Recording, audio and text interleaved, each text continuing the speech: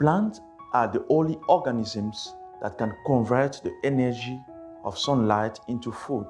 They produce all the food that animals, including humans, consume.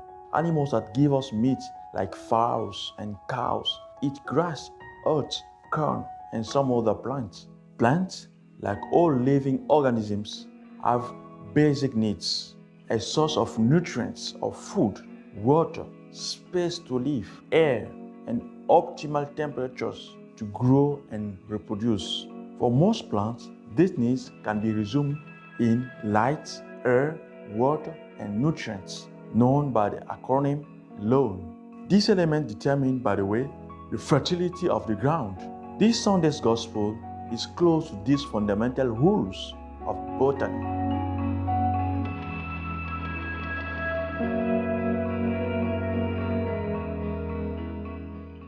In this 15th Sunday, Jesus gives us an interesting parable and takes the time to explain it. It is the parable of the sower who goes out to sow. From this cultivation result 4 types of ground on which falls the seed: the ground by the wayside, the stony ground, the ground with thorns, and the good ground. The rows are well distributed. The sower is God Himself. The seed is the word of God, and the ground is the heart that receives the word.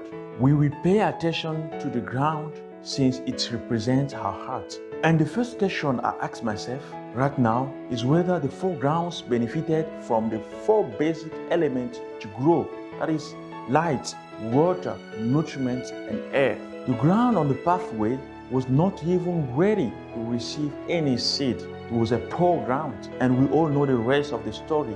No growth, no fruit, and birds came to pick it. On the other hand, the stony ground had everything, but the stones favored the increase of temperature and consequently the death of the plant without deep roots.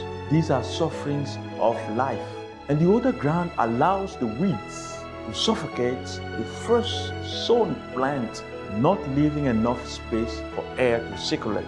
It is the worldly anxiety and the deceitfulness of wealth. The good ground finally allows the seed to germinate, grow, and bear fruit. And this is due to light, water, air, and nutrients. These 4 elements are the 4 attitudes that we must adopt to promote fertility of the world in our lives. The light symbolizes the truth.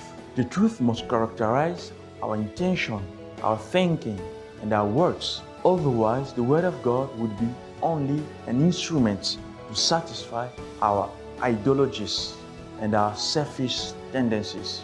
The water symbolizes the coherence of life.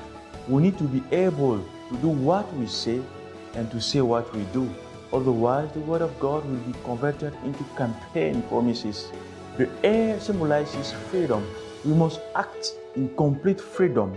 Otherwise, the Word of God will be a burdensome moral and penal code. And finally, the nutrients symbolize our receptivity, our openness, without which the Word of God would never fix its roots in our heart and would remain a dead and superficial letter. Happy Sunday to you all.